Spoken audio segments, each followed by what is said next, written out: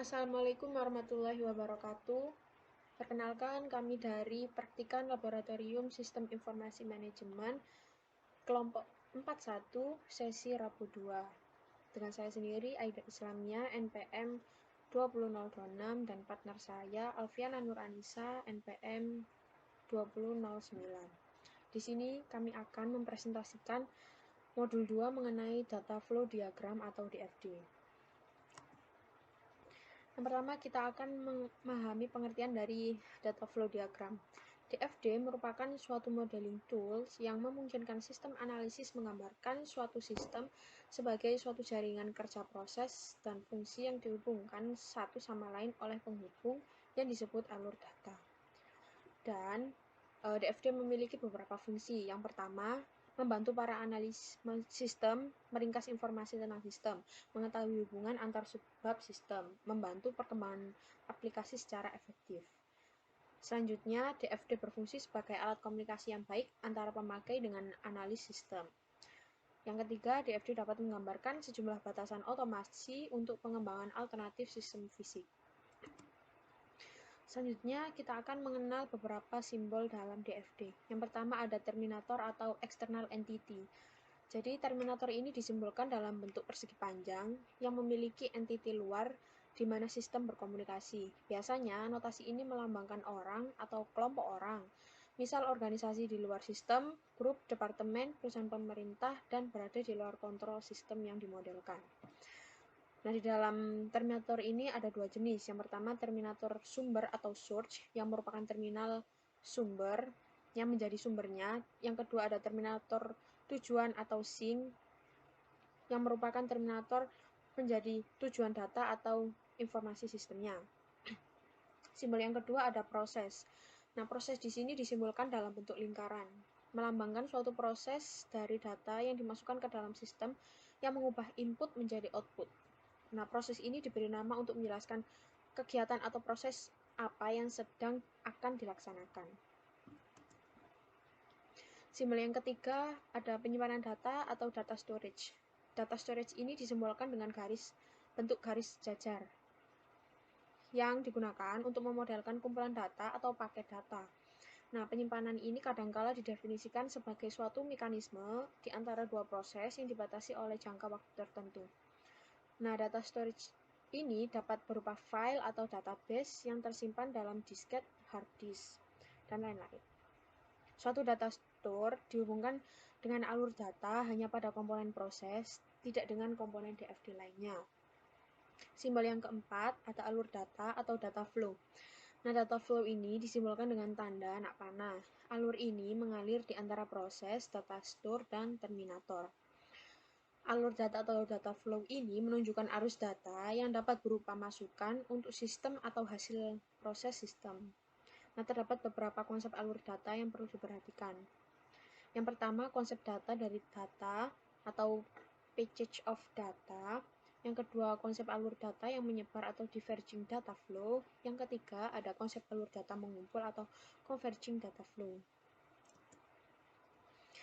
Nah, bagaimana sih penggambaran langkah-langkah dalam pembuatan data flow diagram atau DFD ini? Nah, yang pertama, identifikasi terlebih dahulu semua entitas luar yang terlibat di sistem sesuai studi kasus yang kita ambil. Yang kedua, identifikasi semua input atau output yang terlibat dengan entitas luarnya. Yang ketiga, membuat diagram konteks. Kemudian diagram ini merupakan diagram level tertinggi dari DFD yang menggambarkan hubungan sistem dengan lingkungan luarnya. Nah, caranya yaitu dengan menentukan nama sistemnya, menentukan batasan sistemnya, menentukan terminator apa saja yang ada di dalam sistem tersebut, dan menentukan apa yang diterima atau diberikan terminator dari atau ke sistem tersebut. Selanjutnya dengan menggambarkan diagram konteks itu tersendiri. Sebagai contoh, ada diagram level 0 atau DFD level 0 yang merupakan dekomposisi dari diagram konteks. Nah, gambaran ini bagaimana sistem berinteraksi dengan external entity. Selanjutnya ada diagram level 1. Nah, diagram ini yang merupakan dekomposisi dari diagram level 0. Level 1 ini menunjukkan proses utama yang terjadi di dalam sistem yang sedang dibangun. Assalamualaikum warahmatullahi wabarakatuh. Di sini saya akan mengaplikasikan studi kasus pada software Power Designer. Nah, untuk langkah yang pertama yakni kita buka dulu aplikasi Power Designer-nya, lalu kita klik file, new model, dan kita pilih data flow diagram. Lalu kita klik OK. Nah, setelah muncul seperti ini, lalu kita akan klik external entity. Ini disesuaikan dengan bukti kasus. Nah, dan di sini ada 6 entitas. 1, 2, 3, 4, 5, 6. Lalu ada satu proses. Nah, lalu ini kita ganti untuk nama prosesnya yakni sistem informasi pembelian tiket konser. Oke. Lalu untuk atributnya ada pemesanan, konser, jadwal,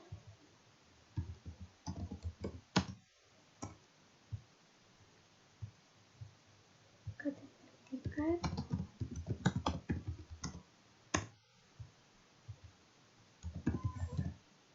tiket, terakhir bukti pembayaran.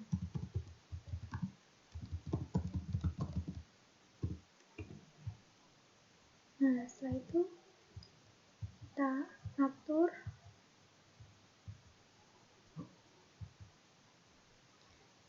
lalu kita beri entitas dari masing-masing entitas ke proses.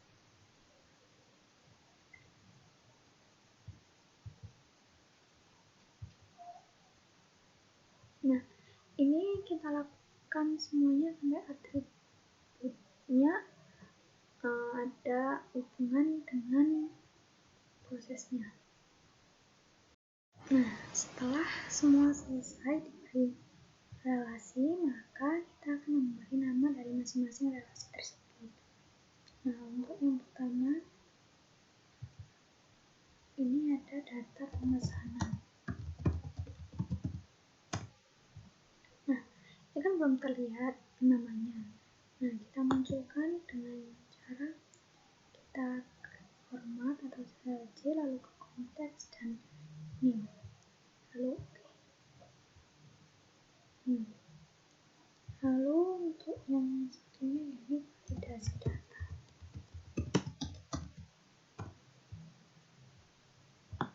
Kita munculkan lagi namanya.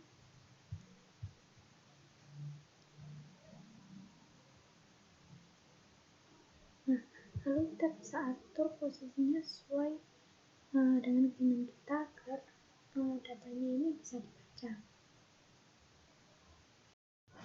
Nah, berikut adalah relasi dari masing-masing entitas pada sistem. Ini untuk konser, dari sistem ke atribut konser ada lesbian konser, lalu konser ke sistem dan informasi ketersediaan konser, dan sampai atribut ke-6. Nah, ini merupakan relasi timbal baliknya. Lalu kita akan membuat DFD level dengan cara melakukan proses decompose dengan cara klik kanan pada proses, lalu decompose proses. Nah, setelah itu kita klik open diagram. Nah, setelah seperti ini, maka kita akan menambahkan proses, relasi, dan storage-nya. Kita klik sistemnya. Nah, setelah itu relasi dari antar atribut ke proses. Nah, untuk prosesnya ini di setiap atribut dengan objek ini dikasih proses.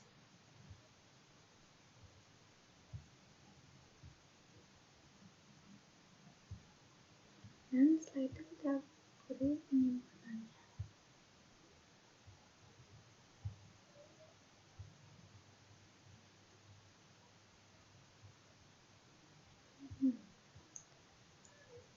Setelah itu kita akan memberi relasi dari sistem ke atributnya, sama seperti cara yang tadi.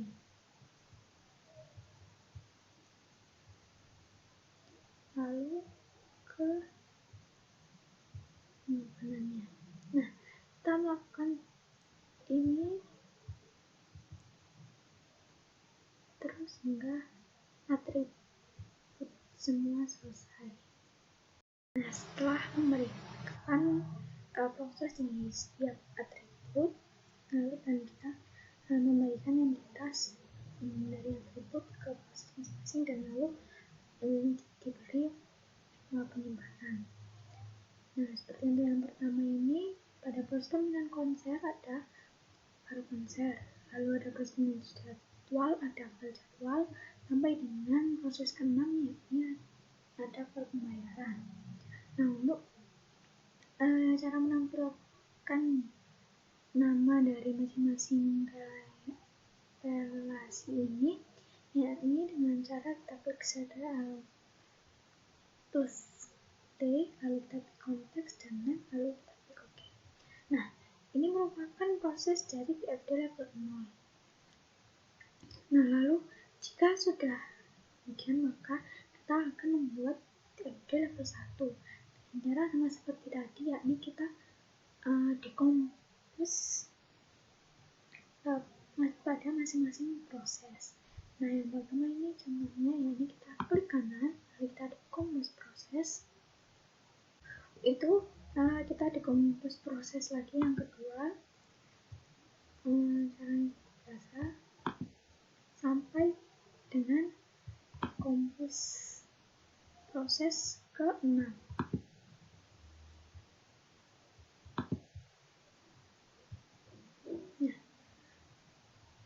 Lalu ke open diagram. Setelah dekompos semua proses, lalu kita open diagram dari masing-masing proses tersebut.